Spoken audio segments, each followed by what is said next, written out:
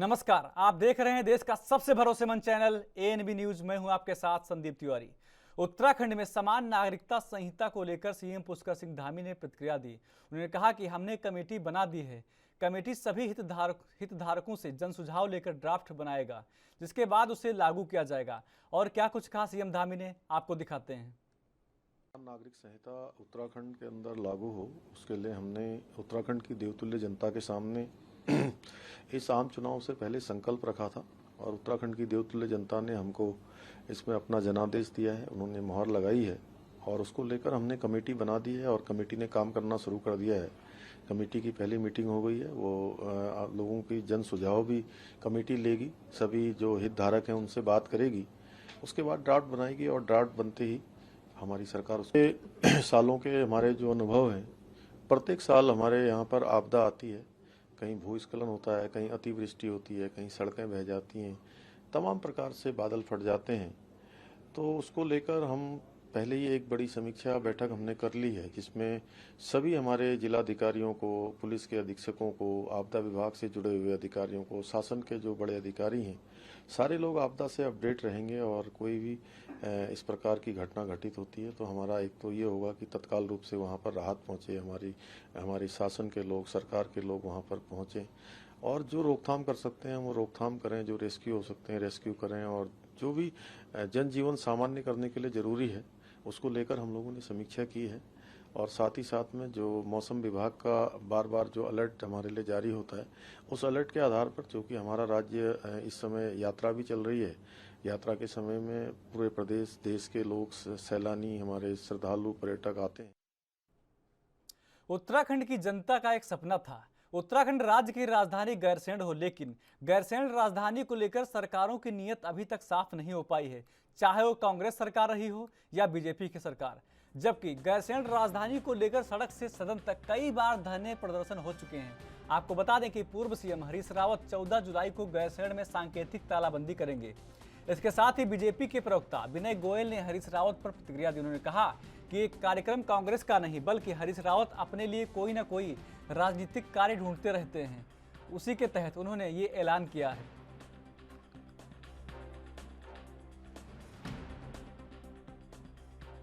जैसा कहा कि हरीश रावत जी कोई ना कोई अपने लिए राजनीतिक कार्य ढूंढते रहते हैं और वो एकला चलो की नीति में विश्वास करते हैं। कांग्रेस संगठन का कोई कार्यक्रम नहीं है, लेकिन क्योंकि हरीश रावत जी को सुर्खियों में रहना है, अपने आप को कहीं ना कहीं दिखाना है, अपने अस्तित्व बना के रखना है, तो इसलिए रोज और कुछ काम नहीं मिलेगा तो कहीं वो पकौड़े तलने शुरू हो जाएंगे, भुट्टे पकाने शुरू कर देंगे, या कुछ ना कुछ काम उन्हें चाहिए ताकि वो सुर्खियों में बने रहे, समाचारों में बने रहे। तो ये उनकी छपास की बीमारी है, तो उसका इलाज। पहाड़ों में भारी बारिश के अलर्ट को देखते हुए कुमाऊं कमिश्नर दीपक रावत ने अधिकारियों को अलर्ट रहने के निर्देश दिए हैं। साथ ही बागेश्वर में बिजली प्रभावित इलाकों में आपूर्ति जल्द सुचारू करने के निर्देश जारी किए हैं। इतना ही, आपदा को देखते हुए सभी जिलाधिकारी जिम्मेदारी तय की जा रही है। कमिश्नर दीपक रावत ने बताया कि इसके अलावा क्विक रिस्पॉन्स टीम की भी जिम्मेदारी तय कर दी गई है कि सड़कों के बंद होने की जानकारी जल्द से जल्द मिले और आवाजाही के तुरंत सुचारू किए जाएं। इसके अलावा कमिश्नर ने लोक निर्माण विभाग, फॉरेस्ट की टीम को आपदा प्रबंधन के लिहाज से 24 घंटे अलर्ट रहने के निर्देश दिए हैं। नगर में मेजर डिस्ट्रिक्ट रोड्स तो कहीं पे भी बंद नहीं है।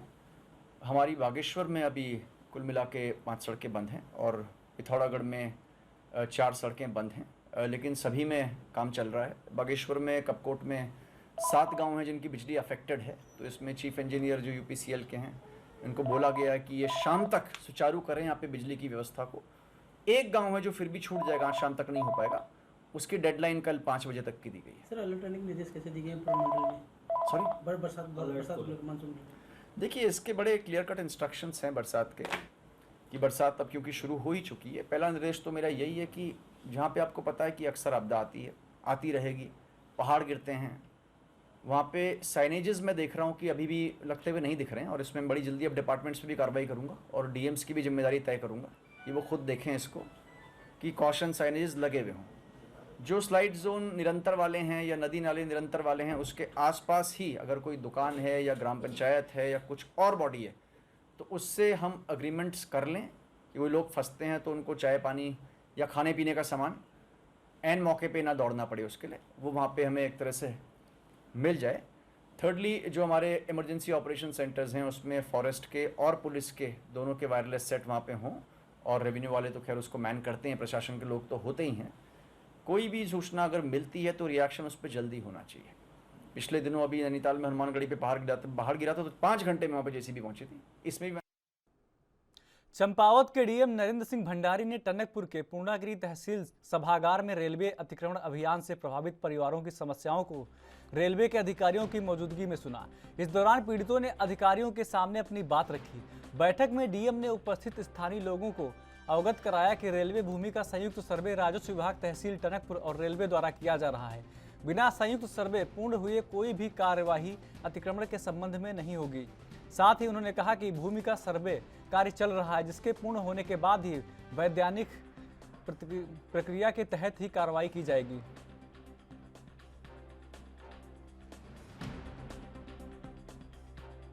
क्वार्टर में रेलवे को बुला के, उनके अधिकारियों को बुला के और एक पब्लिक के साथ एक अलग से आज बैठक की है।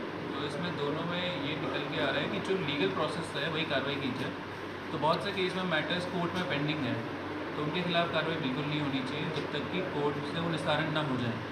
सब जुडिस मैटर का मतलब पूरा लीगल प्रोसेस से ही कार्रवाई होनी चाहिए, ये हमने निर्देश दिए हैं। और जो जॉइंट सर्वे चल रहा है प्रशासन और रेलवे का, क्योंकि ये बहुत पुरानी 100 साल से भी पुराने इसके नक्शे हैं और इसमें भी बहुत डिफरेंसेस हैं राजस्व और रेलवे में।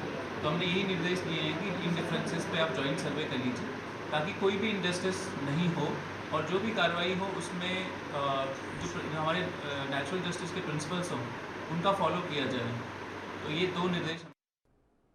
उत्तराखंड के रुद्रप्रयाग में हरेला पर्व पर Bharatiya Janata party booth level से लेकर प्रदेश स्तर पर पूरे प्रदेश में वृक्षारोपण कार्यक्रम करेगी। यह कार्यक्रम 6 जुलाई से 16 जुलाई तक चलेगा। इस अभियान में संपूर्ण प्रदेश में लाखों के हिसाब से वृक्षों को लगाया जाएगा। ऊधम सिंह नगर जनपद के रुद्रप्रयाग स्थित भाजपा कार्यालय पर हरेला पर्व के प्रदेश कोऑर्डिनेटर एवं पूर्व कैबिनेट मंत्री अरविंद पांडे ने प्रेस वार्ता की। अपनी प्रेस वार्ता में उन्होंने क्या कुछ कहा वो भी आपको दिखाते हैं।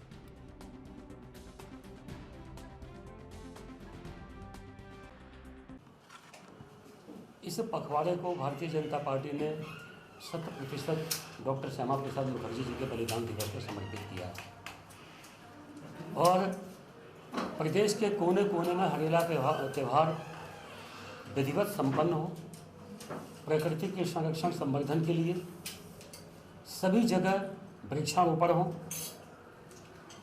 इस निमित्त उत्तराखंड प्रदेश की भारतीय जनता पार्टी ने, हमारे शीर्ष नेतृत्व ने मुझको इस कार्यक्रम का प्रदेश संयोजक बनाया है।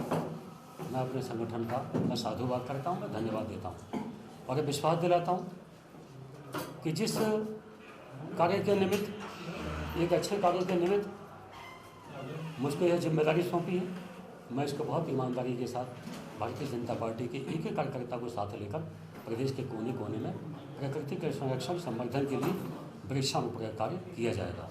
और संभवतः 6 जुलाई से लेकर 16 जुलाई तक लगातार प्रदेश के कोने कोने में इस कार्य को किया जाएगा।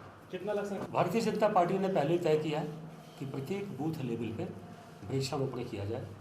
तो मुझे ऐसा लगता है कि कम से कम कई लाखों में कई लाख पौधे भारतीय जनता पार्टी प्रदेश के अंदर हरेला त्यौहार।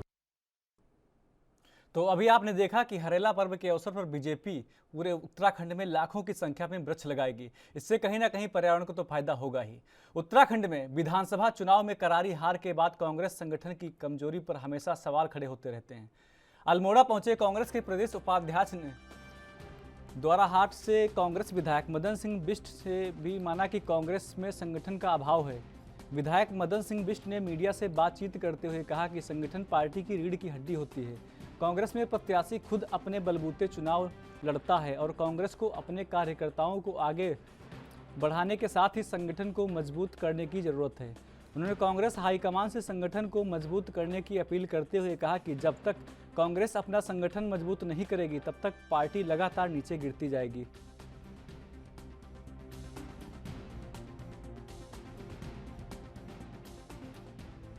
कांग्रेस के लिए जब तक हम अपने संगठन को मजबूत नहीं करेंगे, क्योंकि संगठन एक ऐसी रीढ़ की हड्डी होती है।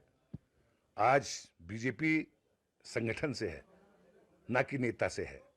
हम खुद चुनाव लड़ते हैं तो खुद हम अपने बलबूते पे चुनाव लड़ते हैं। संगठन का हमारे यहाँ बहुत अभाव रहता है। हमें संगठन को मजबूत करना है।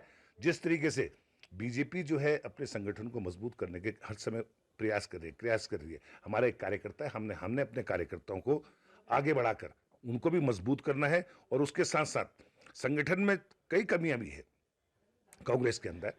भाई होता है, संगठन में पैसे की भी आवश्यकता होती है, झंडे की भी आवश्यकता होती है, पर्चों की भी आवश्यकता होती है, मोटरसाइकिल, पेट्रोल आदि की व्यवस्था होती है। इसके भी संगठन हमारा मैं तो हाईकमांड को कहता हूँ इस तरीके के मजबूत करे। जब तक संगठन हम लोग मजबूत नहीं करेंगे, कांग्रेस पार्टी। उधम सिंह नगर में जसपुर के सामुदायिक स्वास्थ्य केंद्र में अब कैंसर पीड़ितों का भी इलाज हो सकेगा। आपको बता दें कि जसपुर सामुदायिक स्वास्थ्य केंद्र में कैंसर पीड़ित मरीजों के लिए नई ओपीडी कक्ष की शुरुआत हो गई है, जहां कैंसर पीड़ित मरीजों का समय रहते उपचार हो सकेगा और मरीजों को राहत मिलेगी। सामुदायिक स्वास्थ्य केंद्र के चिकित्साधिकारी हितेश शर्मा ने बताया कि स्वास्थ्य केंद्र पर एक पैलिएटिव वार्ड बनाया गया है, जिसमें ऐसे मरीज जो कहीं दूसरी जगह से इलाज करा रहे हैं और उनको कोई परेशानी होती है तो उन मरीजों को और स्थानीय मरीजों को भर्ती कर उन्हें सेवा दी जाएगी।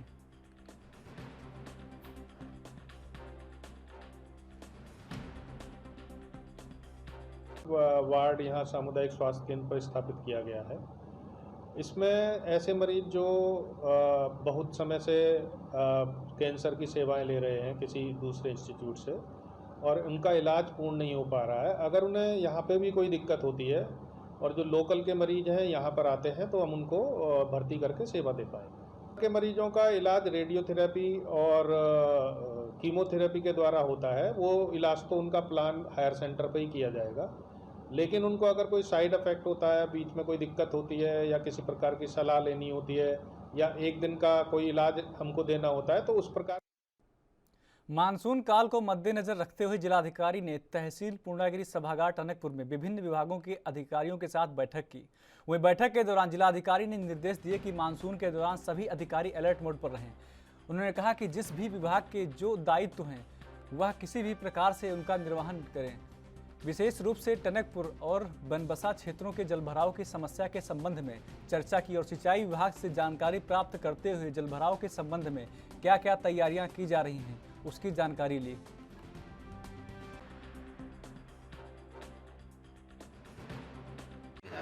आपदा की भी बैठक हो रही है इसके बाद जी तो यहाँ पे ड्रोन से सारे हमने रिकॉर्डिंग्स की हैं, उसको देखा जाएगा। और जो टनकपुर बनबसा में माननीय मुख्यमंत्री जी की जो बैठक हुई थी आपदा की, तो माननीय मुख्यमंत्री जी के यही निर्देश हैं कि इसका स्थायी समाधान निकाला जाए। तो इसका ड्रेनेज प्लान के लिए 1 माह का समय दिया गया है इरीगेशन को। तो इसका जब विस्तृत ड्रेनेज प्लान बनेगा तो आने वाले सालों में इसका स्थायी समाधान हो पाएगा। फिलहाल इस मानसून सीज़न में जो भी अस्थायी समाधान होने उनके लिए बैठक की गई है। NHI को तो हमने निर्देश दिए गए थे, NHI की यहाँ पे JCB भी चल रही है और बहुत इरीगेशन को और SDM साहब को भी JCB प्रोवाइड की गई है। तो आज जो और रिक्वायरमेंट है टनकपुर बनबसा। वहीं पहाड़ों में लगातार हो रही बारिश को लेकर गौला बैराज और गौला नदी में भारी मात्रा में पानी के साथ सिल्ट आने से हल्द्वानी शहर की आधी पेयजल सप्लाई ठप हो गई है। जल संस्थान शहर की पेयजल व्यवस्था को गौला नदी से उपलब्ध करवाता है। नदी के पानी के साथ गंदगी आने से जल संस्थान के फिल्टर ने काम करना बंद कर दिया है, जिससे शहर की पेयजल व्यवस्था ठप हो गई है। पेयजल को लेकर 2 दिनों से शहर में हाहाकार मचा हुआ है। जिन क्षेत्रों में पानी नहीं जा रहा है उन जगहों पर जल संस्थान टैंकरों के माध्यम से पानी उपलब्ध करवा रहा है। जल संस्थान के अधीक्षण अभियंता विशाल सक्सेना ने बताया कि जिन क्षेत्रों में पानी की सप्लाई बंद है उन क्षेत्रों में टैंकर के माध्यम से पेयजल की व्यवस्था की जा रही है। जब तक गौला नदी का पानी साफ नहीं हो पाएगा तब तक फिल्टर प्लांट काम नहीं करेगा।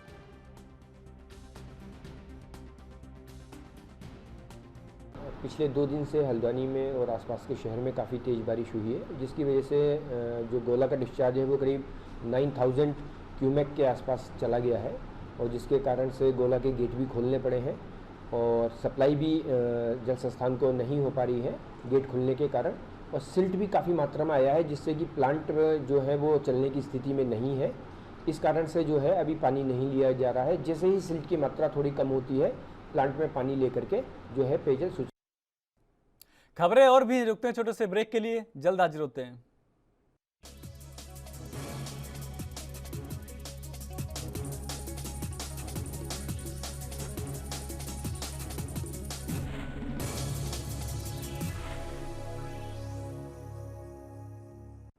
ब्रेक के बाद स्वागत है आपका। बढ़ते हैं अगली खबर की ओर। उत्तराखंड के काशीपुर में पुलिस महकमे द्वारा चलाए जा रहे नशे के खिलाफ अभियान में पुलिस ने मादक तस्कर को करीब 2 लाख की कीमत की मादक दवाइयों के साथ गिरफ्तार करने में कामयाबी हासिल की है। वहीं आज पुलिस ने मामले का खुलासा करते हुए बताया कि गिरफ्तार आरोपी जिला बिजनौर से हैं। लगभग 10,000 नशे से जुड़ी मादक दवाइयों को उत्तराखंड में बेचने के लिए ला रहा था, जिसे गिरफ्तार कर लिया गया है।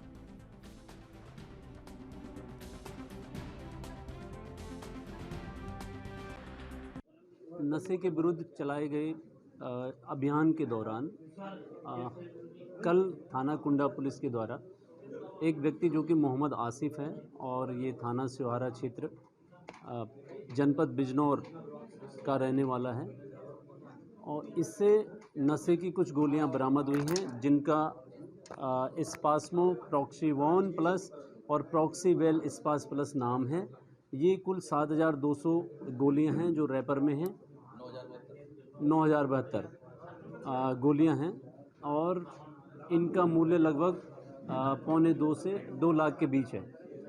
तो जैसे कि पुलिस के द्वारा लगातार इसमें नशे के विरुद्ध जो भी ये काफ़ी इसमें की बढ़ोतरी हो रही है, तो लगातार इसमें कार्रवाई भी की जा रही है। तो इसमें कल रात के समय मोहम्मद आसिफ को चेकिंग के दौरान गिरफ्तार किया गया। ये अपनी बाइक से बिजनौर से काशीपुर इन दवाइयों को सप्लाई करने जा रहे थे, और इससे पूछताछ की गई है। उन्होंने बताया कि ये बिजनौर से ला रहा है और काशीपुर किसी को देने जा रहा है। तो ये बरामद हो गई हैं और इसमें NDPS एक्ट के तहत अभियोग पंजीकृत कर लिया गया है। इनकी गिरफ्तारी हो चुकी है और इनको जेल भेज दिया जाएगा।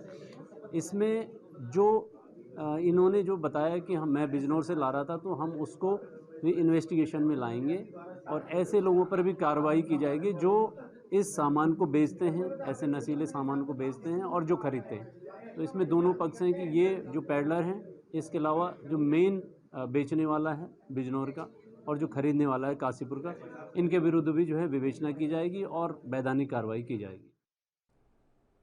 वहीं उत्तराखंड के सिडकुल थाना क्षेत्र के अंतर्गत एक युवक को सिडकुल पुलिस ने गिरफ्तार कर लिया है। बता दें कि सोशल मीडिया पर बाइक पर जाता लड़का तमंचे को बाइक पर रखकर वीडियो बना रहा था, जिसके बाद उसने अपनी वीडियो वायरल कर दी। SSI शहजाद अली ने बताया कि युवक पर मुकदमा दर्ज कर लिया गया है। माननीय न्यायालय के समक्ष पेश किया जा रहा है, जहां उसे जेल भेज दिया जाएगा। तो आपको बता दें कि एक युवक बाइक पर रखकर तमंचा रखकर वीडियो बना रहा था, फिर उसने अपना वीडियो वायरल कर दिया। उसके बाद सिडकुल थाना क्षेत्र की पुलिस ने उस पर कार्रवाई करते हुए उसे पकड़कर न्यायालय में पेश कर दिया। उसके बाद न्यायालय ने उसको जेल भेज दिया है। तो ये अहम खबर आपको बता रहे हैं जो कि उत्तराखंड से है, जहाँ पर सिडकुल थाना क्षेत्र की पुलिस को एक बड़ी कामयाबी हाथ लगी। उसने एक वायरल वीडियो के आधार पर शख्स को पकड़कर उसके खिलाफ कार्रवाई कर दी है।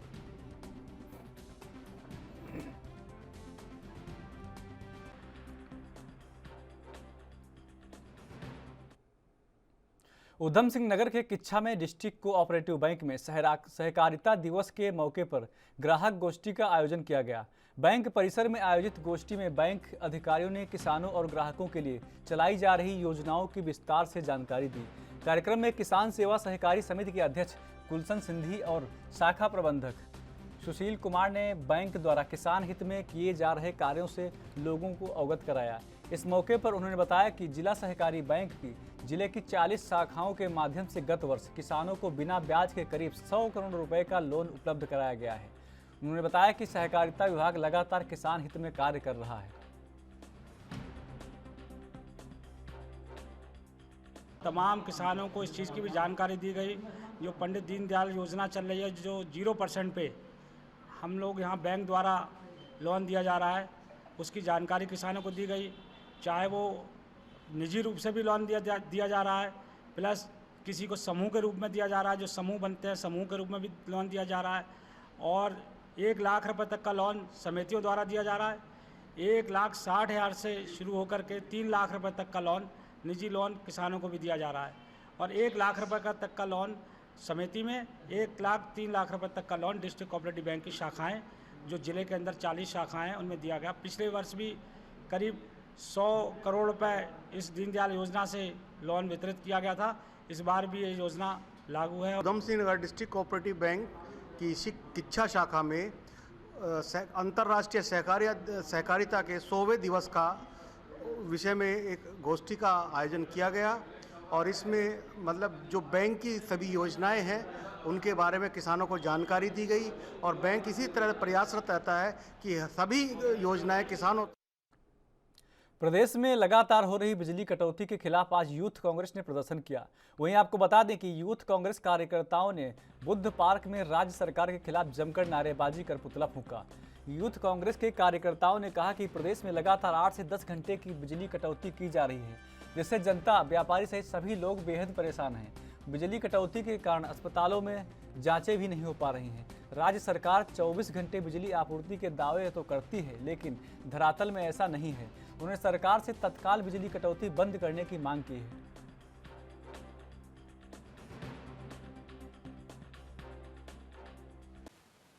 हल्द्वानी समेत पूरे प्रदेश में बिजली कटौती की भरमार है, जिससे जनता, व्यापारी, हर वर्ग का लोग परेशान है। अस्पतालों की व्यवस्थाएं देखें, जांचों की व्यवस्थाएं देखें तो विद्युत कटौती की वजह से सारी व्यवस्थाएं चरमरा गई हैं। विद्युत कटौती की वजह से उमस भरी गर्मी में लोगों का जीना मुश्किल हो रहा है और राज्य सरकार ने 24 घंटे के विद्युत का देने का वादा कर विद्युत कटौती के नाम पर लगातार जनता को परेशान करने का काम किया जा रहा है। हम यूथ कांग्रेस के समस्त साथी मांग करते हैं कि तत्काल हल्द्वानी में और पूरे प्रदेश में जो बिजली की भारी कटौती है उस पर रोक लगाने का काम किया जाए, ताकि जनता को उमस भरी गर्मी। उत्तराखंड के जसपुर में आगामी ईद उल अजहा पर्व को लेकर प्रशासन भी सतर्क हो गया है। वहीं जसपुर कोतवाली क्षेत्र अंतर्गत जसपुर के नेतृत्व में स्थानीय निवासियों और ग्राम प्रधानों के साथ शांति कमेटी की एक बैठक की गई, जिसमें आगामी त्योहार पर सभी से शांति बनाए रखने की अपील की गई और आवश्यक दिशा निर्देश भी दिए गए। वहीं कोतवाल जसपुर अशोक कुमार ने बताया कि आने वाले त्योहार बकरा ईद के संबंध में शहर में सम्मानित व्यक्तियों के साथ बैठक की गई है। उन्होंने कहा कि सरकार से दी गई दिशा निर्देशों का कड़ाई से पालन करें ताकि शहर में शांति व्यवस्था बनी रहे।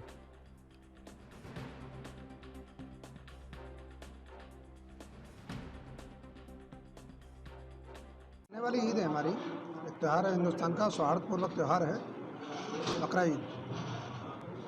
इसको दृष्टिगत रखते हुए शांति व्यवस्था, लॉ एंड ऑर्डर जो मेंटेन रहे, उस संबंध में जो समाज के मुअज़्ज़िज़ लोग हैं, चंद्रांत व्यक्ति हैं, उन्हें बुलाकर बैठक की गई है और ताकि जो है हमारे क्षेत्र में लगातार शांति बनी रहे, ऐसी कोई प्रॉब्लम क्रिएट ना हो जिससे क्षेत्र की शांति व्यवस्था भंग हो। इसी संबंध में हम लोग बडकोट नगर पालिका ने एक नई पहल शुरू की है। आपको बता दें कि तिलाड़ी रोड में यमुना नदी के किनारे पालिका द्वारा बनाए गए टचिंग ग्राउंड को हरियाली में बदलने के लिए ग्राउंड के आसपास बांस, रीठा, कचनार, डिडोनिया, सिरस और बेलपत्री जैसे बहुमूल्य पौधों का रोपण किया गया।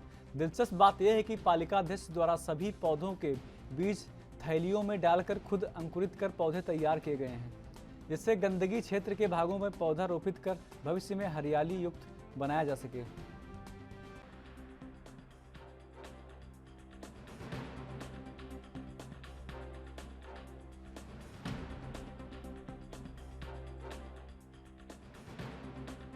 बीज बोए गए थे और वो पौधे तैयार किए गए। बांस है, रीठा है, कचनार है, बेलपत्री है और डिडोनिया है, जो कि हमने खुद तैयार कर रखे हैं। और अब हम उन पौधों का जो है रोपण कर रहे हैं अपने टंचिंग ग्राउंड में। हमारा नया टंचिंग ग्राउंड बना है, तो हम चाहते हैं कि वो टंचिंग ग्राउंड हमारा हरा भरा हो और वो जमुना नदी के किनारे है, तो वहाँ पे पर्यावरण की भी सुरक्षा होगी और वो पौधे जो है हरे भरे जब लगेगा वहाँ, तो टंचिंग ग्राउंड हमारा अच्छा लगेगा। वो नगर पालिका का एक आईना होता है टंचिंग ग्राउंड जी, तो उसको जितना लक्सर तहसील में आज तहसील दिवस का आयोजन किया गया। वहीं इस मौके पर हरिद्वार के एडीएम वीर सिंह समेत कई विभागों के अधिकारी मौजूद रहे। एडीएम वीर सिंह बुधियाल ने फरियादियों की समस्याओं को सुना। इस दौरान 29 में से 8 शिकायतों का तो मौके पर ही निस्तारण कर दिया गया। बाकी बची शिकायतों के निस्तारण के लिए एडीएम ने संबंधित अधिकारियों को निर्देश दिए हैं।